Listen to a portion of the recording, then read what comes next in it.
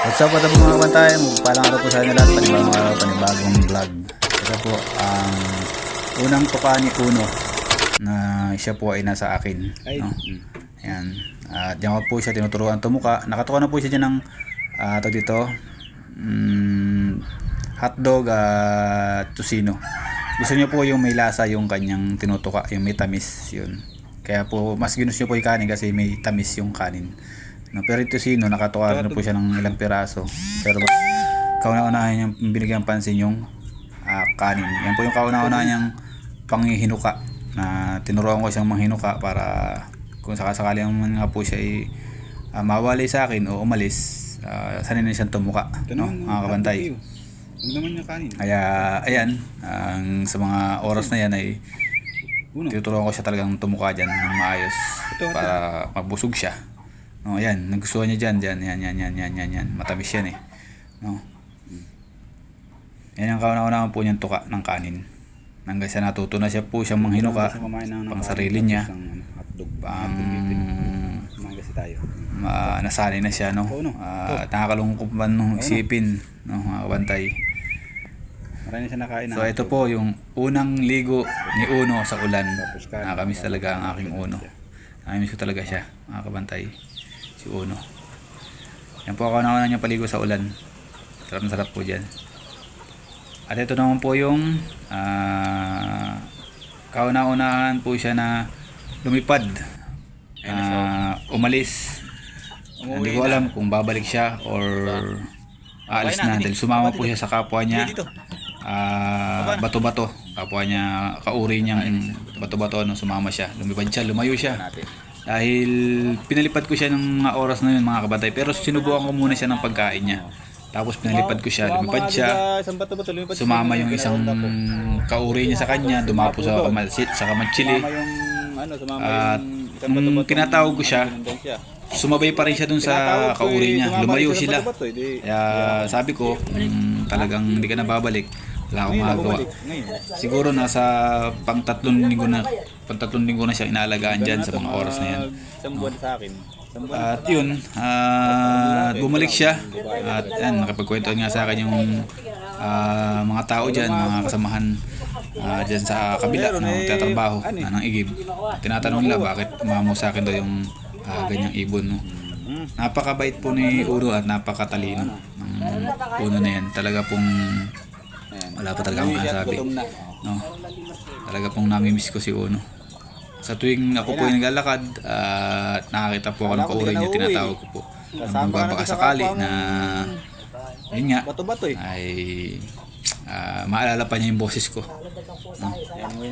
Ito po sa mga oras na to, ito po yung time na banding ko kay Uno, na pinawalan ko siya galing sa dahil umaga po yan, no, pinawalan natin.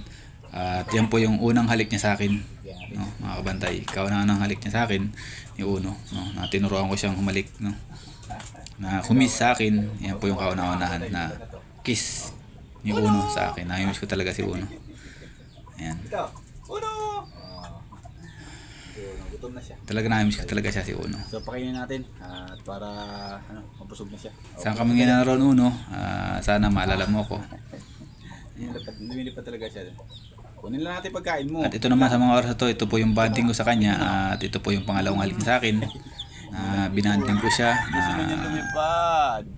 Nakipaghalikan ako sa kanya. Sabi ko kiss kiss. Pero nakikipag-kiss naman po siya talaga. Napakatalino ba talaga ng Uno na yan, ng bato-bato na yan. Napakatalino po ng ibon na yan, mga kabantay. Kumikis Uno. Kumikis siya, mga kabantay. Kiss. So ito naman po yung mga kabantay. Ito naman po yung banding namin na siya ay gutom na. Hinaharot ko pa siya dyan, no, mga kabantay. Gusto ko siya paliparin. Basta gusto ko lang muna siyang harutin bago ko siya pakainin, no. Yan lang yung banding ko sa kanya. Yan po yung nami-miss ko sa kanya, mga kabantay. Talaga nami-miss ko po si Uno, no.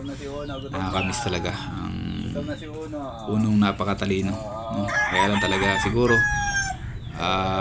hindi ko lang kasi, mga kabantay, kung bakit siya umalis eh. Basta pagkakaano ko lang, nung nakawala lang yung inahin kong manok na mayroong akin nakiti, mula lang nun, baka ako sinabong siya nasaktan siya, umalis siya. Makaya niya talaga nasaktan. Tsaka talaga kasi naman siguro ang ibon na masaktan talagang lalaya siguro. Umalis siya mga kabantay. Talagang hindi ko siya nakita. Lagi ko po siya tinatawag pero hindi na siya nagpapakita talaga mga kabantay. Talagang yan, ito po yung huling banding. At ito po yung banding ko kay Uno mga kabantay. Nakakamiss talaga yung isang ibon na alaga mo na matagal. No? Isang buwan ko rin inalagaan yan si Uno mga kabantay. Nakakamiss. Ito po yung unang gala niya sa lupa na pinabayaan ko siya manghinuka. Kung gusto niya lumipad, walang problema. Pero tinawag ko po siya dyan sa mga oras na yan, pero lumapit siya sa akin dahil alam niya kung paano siya tawagin sa pangalan niya. Uno! Nakakamiss talaga. Dali ni. Nakakalungkot. Dito, dali. Hingal ka na. Ito po yung Hinihita ka na. unang pagbibilad niya.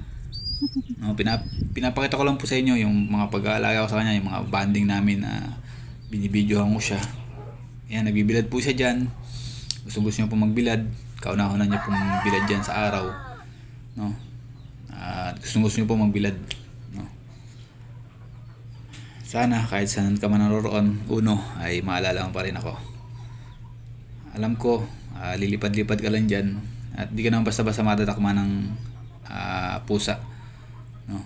Di ba na lang sa tao, dahil siya lumalapit sa tao, talaga pag nakita ng tao, lumalapit, lalo't pagkagutom. No, hindi ko lang alam kung may nakatakma sa kanya. No? Ayun, hindi ko rin alam. Maraming tumatakbo sa isip ko kung siya ba yung nandiyan pa. Pero talaga mga kabantay, hindi ako nawawala ng pag-asa na nung mga ilang araw na hindi ko siya nakikita doon, wala na. Pero yung mga unang araw, pangalawang araw, di ako nawala ng pag-asa na babalik siya. Pero talagang nung tumagal na, lumipas na ang panahon, nagdalawang araw, 3 araw, 4 na araw, talagang wala na. Hindi na talaga siya nagpakita sa akin. Yan. Talaga pong nakakamiss ang isang Uno o isang bato-bato, isang dab, kauri ng dab, no? Kauri ng kalapate na nakakamiss talaga, na mga kauri ng alimokon daw kung tawagin. Ayan, nakakamiss. So ito po yung unang kasama ko siya na umupo siya dyan hanggang naghihimay ako ng malunggay. Pero tumuka po siya ng malunggay. Hindi pa lang mga araw na yan. No? Matagal pa siguro mga 4 na araw pa bago siya natutong tumuka ng malunggay. Ito po yung time na kabantay na huling dapo sa aking kamay ni Uno. Huling banding namin ni Uno. Ang mga kabantay. Lipad ka? Ito po yung nakakamiss sa kanya. Lipad ka? No? Ito po sa mga oras na to, nakakain naman po siya na dyan. Pinakain ko na siya bago ko siya ilagay dyan sa taas ng kawayan. Dahil pinapalipad ko nga po siya, ayaw niya lumipad. Lipad na. No? So ginawa ko, pinatong ko po siya dyan sa kawayan. Yan, sa ibabaw ng kawayan. At pinabayaan ko lang muna siya dyan.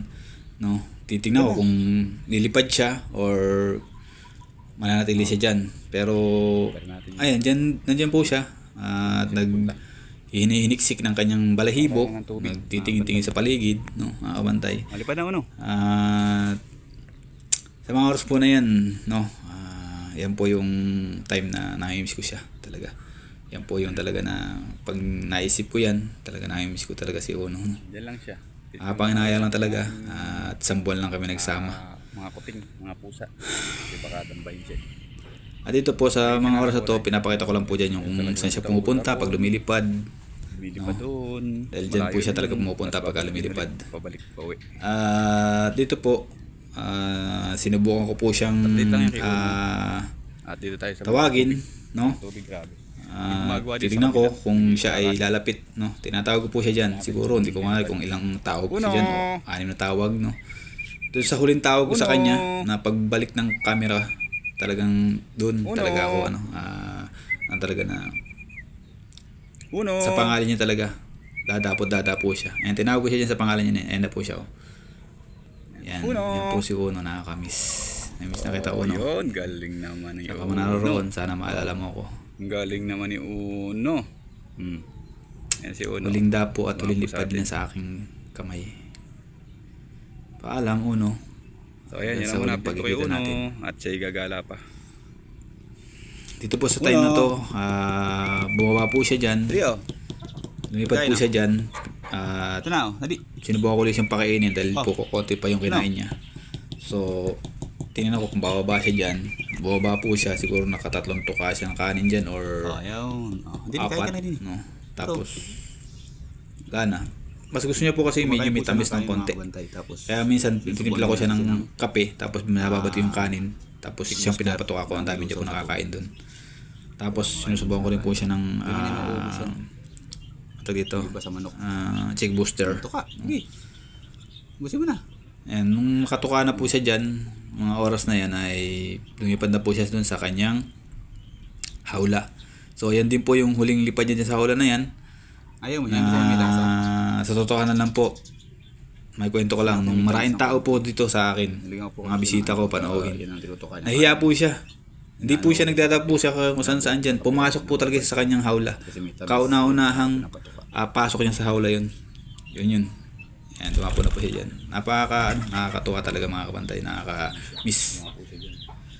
So ito sa mga oras na ito mga kabantay, ito na po yung oras na hinahanap ko na siya. Mag-aalas pa. Dahil nga po, hindi na siya umuwi. Umuwi si Uno.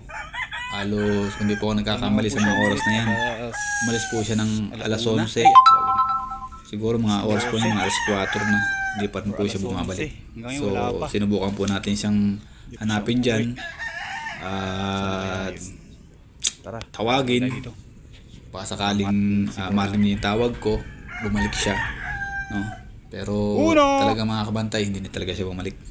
No? Panitawag ko dyan mga kabantay kasi nga ilagagana rin ako. At parang medyo na rin ng yung kalooban ko ewan ko. Napakasarap po mag-alaga ng ibon, kaya lang pagka iniwanan ka, talaga maramdaman mo yung maramdaman mo yung lungkot, no? Sabi nga ng misis ko, ano daw ako, tag dito, haggard na haggard ako sa pag-iintindi sa kay Uno. Dati naman, gantong oras dito na siya. Talagang medyo na-stress tayo kay Uno nun, mga panahon na yan, mga kabantay. Dahil na-miss nga natin, dahil sa tagal na rin na panahon natin siya inalagaan, sa buwan natin hindi siya inalagaan. So hindi ko rin alam na gano'n, naaalis siya. Yun talaga ang salarin ko, yung manok. No? Pero sa mga oras pa rin na yan, tinatawag ko pa rin siya dyan. Panitawag sa pangalan niya, sakali na dumapo siya. Pero talagang walang ulo talaga na dumadapo sa aking ulo or sa aking balikat. Nakakalungkot man, pero talagang ganun siguro, kailangan tanggapin. No? Sa oras po na yan mga kabantay, talagang kumbaga talagang yung isip ko, nasaan ka na Uno, nasaan ka na Uno. No? So siya po ay 5 araw na pong di nakakauwi.